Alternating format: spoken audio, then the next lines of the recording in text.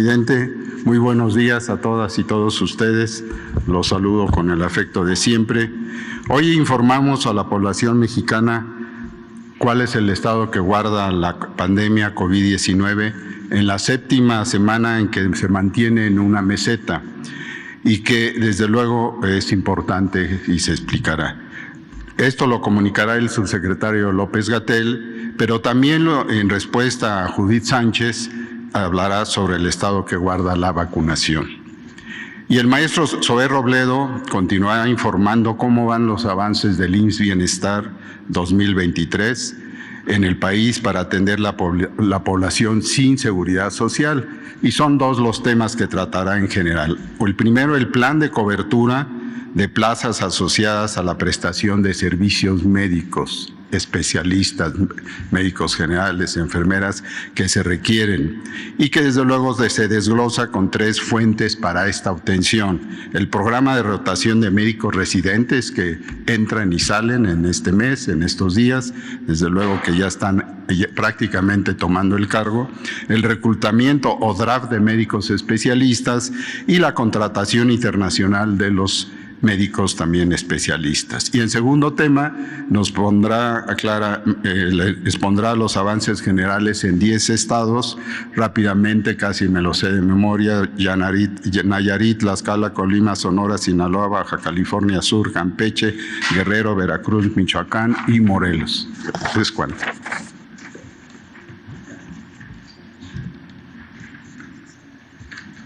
Con su permiso, presidente. Muy buenos días, maestro Alcocer, director general del IMSS, querido Zoé. Muy buenos días, tengan todas y todos ustedes. Vamos a comentar el estado que guarda la pandemia de COVID. Hoy, que hace 3 años se presentó el primer caso de COVID en México, o confirmamos por laboratorio el primer caso en México. Si me pasan la imagen, por favor. Como hemos venido comentando, la epidemia a lo largo de estos 3 años se caracterizó por una serie de oleadas o subidas y bajadas en la intensidad de la transmisión, de la ocurrencia de casos, del registro de personas enfermas, personas hospitalizadas y en su momento personas que perdieron la vida desafortunadamente. Este patrón de comportamiento es similar al que se presentó en absolutamente todos los países del mundo y también es similar al que se presentó al interior de la República en nuestras 32 entidades federativas.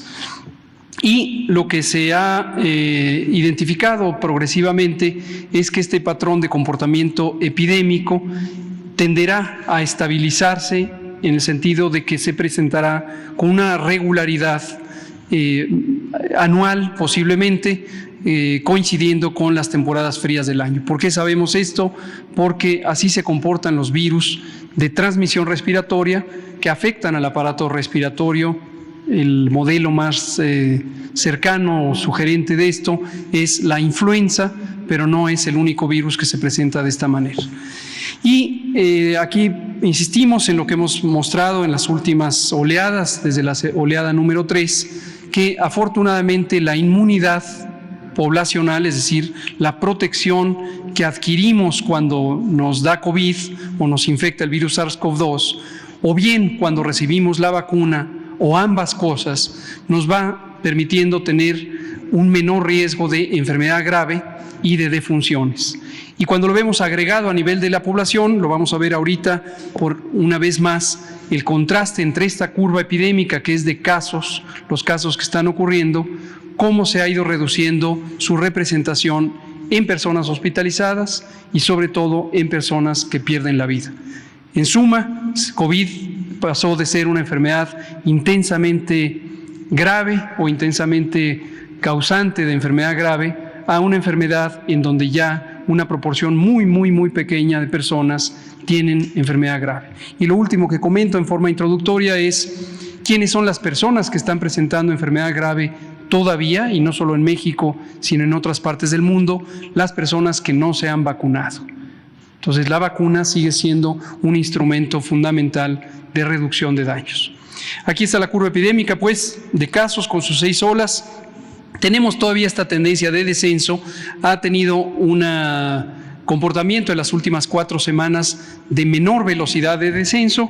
Eso no es inusual, ha ocurrido, como se puede ver en la propia gráfica, en los periodos interepidémicos de otras oleadas, por ejemplo, entre la oleada 2 y la 3, que también estuvo un periodo largo en donde el descenso fue más lento. No necesariamente es algo de qué preocuparse. En la siguiente lo que vemos es la hospitalización, prácticamente inaparente ya en el extremo derecho de las gráficas.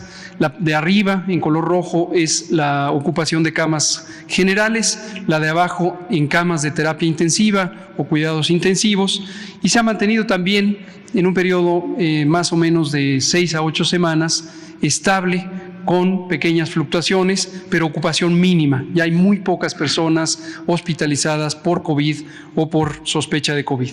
Y la última es la gráfica de mortalidad a la que hacía referencia.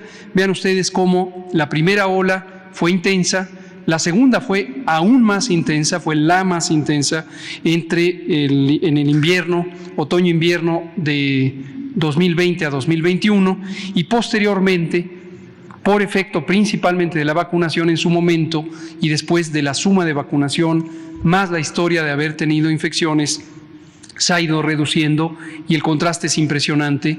La mínima mortalidad que tenemos en esta sexta ola comparado con la que tuvimos en las olas precedentes.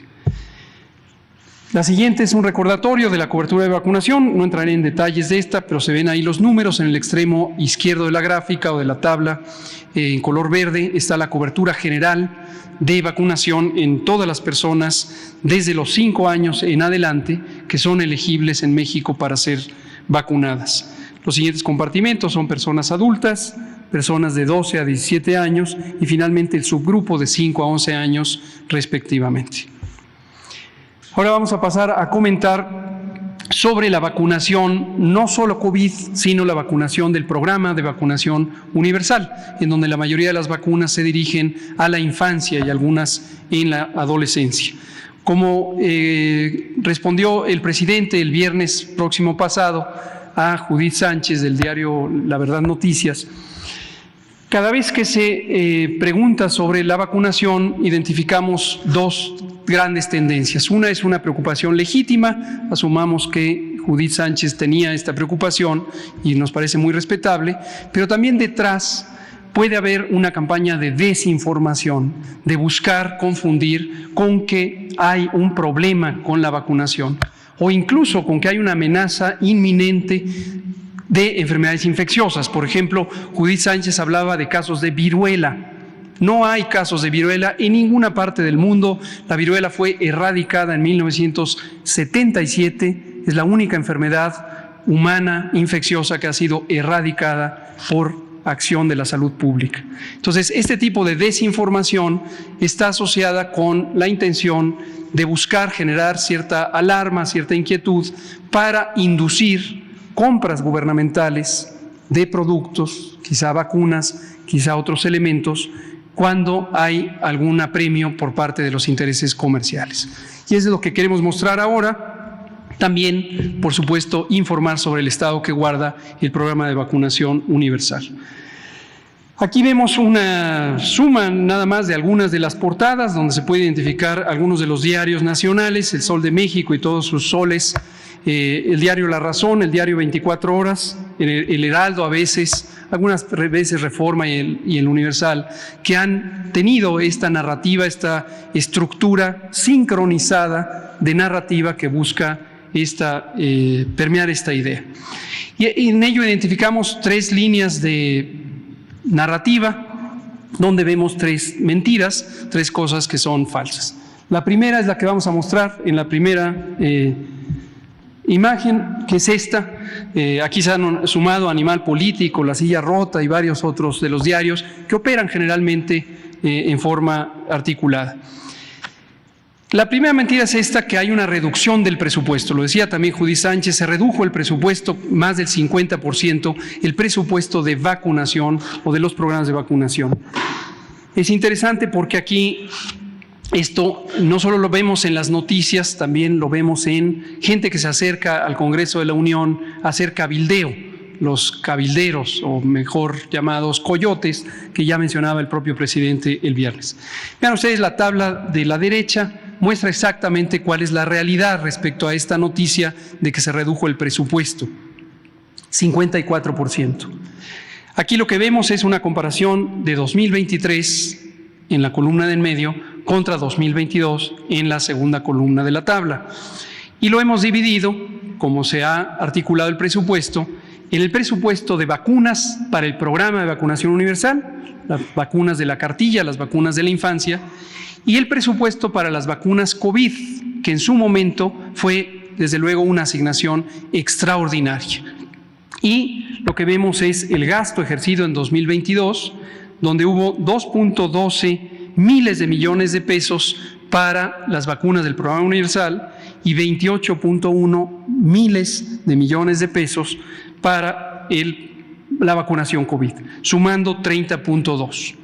En 2023 se asignaron 3.25 miles de millones de pesos al programa de vacunación universal, lo que representa un incremento de casi 35%, es decir, aumentó, contrario a lo que se plantea, aumentó casi 35, concretamente 34.7% el financiamiento del programa de vacunación universal.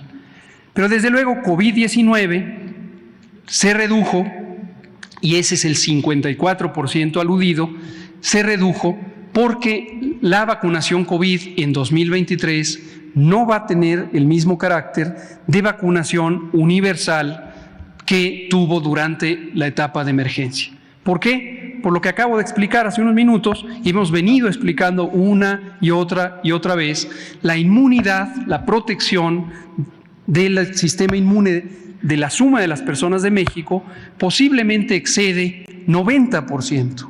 Cuando decimos posible no es una especulación, está próximo a salir los resultados de la Encuesta Nacional de Salud y Nutrición, donde tendremos la cifra específica, no la adelanto, de esta protección. Pero ya tenemos indicios de una gran proporción, por supuesto absolutamente mayoritaria, de la población que tiene protección. Y por eso tenemos una enfermedad de bajo impacto. Entonces se redujo el presupuesto estimado o asignado para la estimación de la política de vacunación COVID de sostenimiento. Ahí está el primer misterio, ahí está la primera mentira. Lo segundo, si me pasa la que sigue, es la idea de que hay menos vacunas, de que ahora se adquieren menos vacunas que en sexenios pasados. Algunas personas incluso dicen la época de oro del programa de vacunación universal que destruyeron en este sexenio. Y todo es parte de una narrativa construida. Lo que hemos tomado aquí en esta gráfica, por supuesto la información pública está disponible de sexenios anteriores, pero es el sexenio inmediato anterior, 2012-2018, y lo que va de este sexenio. Y pueden ver ustedes que la cantidad de vacunas, ahí está en millones de dosis adquiridas, fluctúa de año a año. No es inusual que algunos años se compren más que en otros años. ¿Por qué razón? Porque los excedentes de un año se pueden todavía usar en el siguiente año. Las vacunas se compran generalmente con periodos de caducidad largos cuando se trata del programa de vacunación rutinario. Y en este sexenio hemos tenido un abasto de vacunas muy semejante a lo que se solía tener. Desde luego siempre se ajusta por el tamaño creciente de la población y la cantidad no ha variado. Las fluctuaciones entre años tienen que ver con eso. Como se ve, en 2020 se tuvo una previsión anticipada que permitió mantener vacunas para 2021. La tercera es que bajaron las coberturas de vacunación y se invoca que hay desatención o devastación del programa de vacunación. Vean ustedes ahí el titular de Diario La Razón junta las dos ideas. Se cae la vacunación y baja el presupuesto 54%. Entonces, nótese que es una narrativa construida por este interés comercial. Dos especificaciones, lo que se ve en la gráfica es la cobertura de vacunación promedio de los distintos tipos de vacuna que se usan a distintas edades y se muestran ahí en colores las distintas edades. En 2019 efectivamente tuvimos coberturas bajas ¿Por qué razón? Porque son el registro de lo que venía en el sexenio pasado. En su momento explicamos en múltiples ocasiones cómo hubo un desplazamiento de Birmex, la compañía pública de vacunas, por una compañía oportunista que surgió en el sexenio pasado, compañía que ya desapareció, resultó ser una facturera y nos dejó con un déficit de entrega de vacunas, particularmente de sarampión rubiola. Esta inquietud sobre la cobertura de sarampión rubiola ya la habíamos advertido algunos de nosotros cuando trabajábamos en el campo académico, en el Instituto de Salud Pública, y veíamos venir el riesgo de un brote de sarampión en la medida en que en América Latina podía haber esta realidad y que en México a lo largo de muchos años se fue bajando la cobertura de vacunación contra el sarampión. En 2020, naturalmente, la pandemia redujo la cercanía, el acercamiento de la población hacia los centros de vacunación y esta vacunación se empezó a recuperar en 2021. Las cifras de 2022 que se ven ahí, desde luego, son preliminares y no reflejan todavía la totalidad de lo logrado durante el año. Termino comentando qué hicimos respecto a lo que se venía identificando como una erosión del programa de vacunación en los sexenios previos, en particular sarampión y rubiola. Identificamos, si nos pasan la siguiente, los escenarios que se ven en el lado izquierdo, y quiero destacar el primero. En 2019 tuvimos un pequeño brote de 20 casos de sarampión. Mayormente fue casos importados, pero después hubo transmisión doméstica. 95% de estos casos debieron haberse vacunado en sexenios previos. ¿Por qué lo sabemos? Por su edad. La vacuna contra el sarampión se pone al año de vida. Y estas personas tenían entre 2 a 55 años de vida, lo que habla de una falla vacunal en los sexenios previos. Pero después, en 2020, tuvimos un brote bastante más grande, más de 220 personas que tuvieron sarampión. Todo esto también de manera importada en la medida en que en América Latina, en particular en Sudamérica, se ha reemergido el sarampión. Y 68% de los casos debieron haberse vacunado en sexenios previos. Lo mismo lo sabemos por la edad. Esto no es nuevo, esto lo informamos en su momento e hicimos público el estudio de brote. En fin, luego tuvimos otras condiciones. Durante la pandemia, obviamente, hubo déficit en la producción de vacunas. De la vacuna de VPH, 2 empresas farmacéuticas mayores, Glaxo y Merck, en cierta manera se conglomeraron. Glaxo dejó de producir vacuna de VPH, alertó que no iba a tener vacunas durante 2 años, ni para México ni para muchos otros países, y no pudimos tener vacuna de VPH. Entonces, lo que hicimos en respuesta es una cosa que se llama campañas de recuperación de cobertura. Esta es una estrategia de la salud pública que inventaron los cubanos en los años 60 y que ha sido adoptada en todo el mundo. Es un gran acierto de la medicina y la salud pública cubanas. Hicimos la misma práctica y entonces son campañas intensivas donde no hay un calendario específico, sino se va buscando a la población. 3 vacunas en particular: rubiola, sarampión y rubiola, sarampión, parotiditis. La segunda, la vacuna hexavalente, ahí está la lista de enfermedades para las que protege, incluido poliomielitis, donde efectivamente en otros países, como en Estados Unidos, ha presentado casos de poliomielitis, lo cual es una reemergencia de la poliomielitis en el continente. Y VPH. Los resultados en la siguiente imagen: más de 8 millones de dosis de sarampión rubiola, seguidas de 1,5 millones de sarampión rubiola parotiditis, la triple viral, en 2021. En 2022, casi 2 millones de la vacuna hexavalente. Estas, insisto, son de recuperación, adicionales a las que se van poniendo en el día con día a los niños que llegan a la edad. Y finalmente VPH, el programa, como lo anunciamos aquí, inició el 3 de noviembre del año pasado y continuará hasta que se complete la meta de 2.2 millones de dosis, millones de personas vacunadas contra el VPH, 1.4 millones hasta el momento. Y ya, esa es la información. Y al final tenemos algunas imágenes, por supuesto hay evidencia tanto documental como gráfica. Y lo último, ayer Sandy Aguilera, aquí está, comentaba sobre un tema importantísimo y nos pidió el presidente también no dejarlo fuera, en la medida en que le agradecemos a Sandra el estar muy activa en esta lucha contra el fraude académico y el fraude profesional en el campo de la cirugía estética. Tenemos la información puntual que recabamos. Efectivamente hemos estado colaborando ya con la Secretaría de Educación Pública y el gobierno federal trabaja al unísono para atraer las facultades que le corresponden en la asignación de registros de validez oficial de estudios, que antes se utilizaban de manera discrecional y desde luego no transparente, incluso incorrecta, en las entidades federativas. Y la Comisión Intersecretarial para la Formación de Recursos Humanos en Salud, que preside o su secretario técnico es nuestro director general de Calidad y Educación en Salud, el doctor José Luis García Ceja, ha tenido el cuidado de mantener este contacto con la SEP para que a través de esta comisión sea la única instancia en donde se pueda tener la documentación de lo que se llaman las opiniones técnicas académicas, que son las propuestas de programas de formación en los distintos campos de las especialidades médicas. Y este trámite se hizo además gratuito, antes era parte de un negocio secundario del registro de las especialidades, lo cual perturbaba más las cosas. Y el caso específico de la Universidad del Conde, que se comentaba también ayer por Sandy, la opinión técnica académica ya venció.